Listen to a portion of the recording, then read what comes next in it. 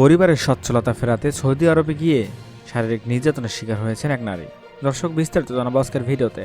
বিস্তারিত জানতে ভিডিওটি না টেনে সম্পূর্ণ দেখুন। পরিবারের সচ্ছলতা ফেরাতে দালাল ধরে বেসরকারি এজেন্সির মাধ্যমে গত বছর সৌদি আরবে বাড়ি জমিয়েছিলেন পলি বেগম। তবে সেখানে যাওয়ার পরই পলি বেগমের ওপর মানসিক ও শারীরিক নির্যাতন শুরু হয়। নির্যাতনে পলি বেগম গুরুতর আহত হয়েছেন। মুমূর্ষু অবস্থায় তিনি এখন সৌদি আরবের একটি হাসপাতালে আইসিইউতে কাতরাচ্ছেন।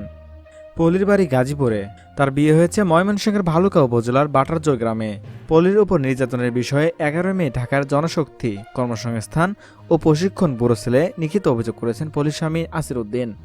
আবেদনে আসির উদ্দিন বলেছেন, তার স্ত্রী পলি গত বছর 19 অক্টোবর মেসার্স জেনিয়া ওভারসিজের মাধ্যমে সৌদি আরব গিয়েছিলেন। সেখানে যাওয়ার পর থেকে তার স্ত্রীকে অত্যাচার, মারধর, নির্যাতন করা হচ্ছে বলে জানান তিনি। তার স্ত্রীকে দ্রুত দেশে ফিরিয়ে আনা প্রয়োজন। এ বিষয়ে তিনি এজেন্সিকেও জানালেও সেখান থেকে কোনো সহায়তা পাননি বলে অভিযোগ করেন। আসির উদ্দিন বলেন, পলির অবস্থা ভালো মনে হয়নি। সে সৌদি আরবের যেখানে কাজ করত ওই বাড়ির গৃহকর্ত্রী ও মেয়ে 3 দিন আগে প্রচণ্ড মারধর করেন।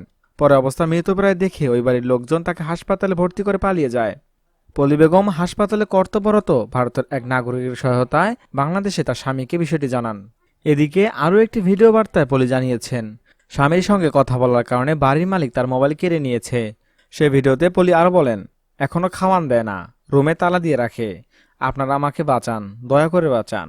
আপনারা আমাকে দেশে ফিরিয়ে নেন, নয়তো বাসাটা আমাকে পরিবর্তন করিয়ে দেন।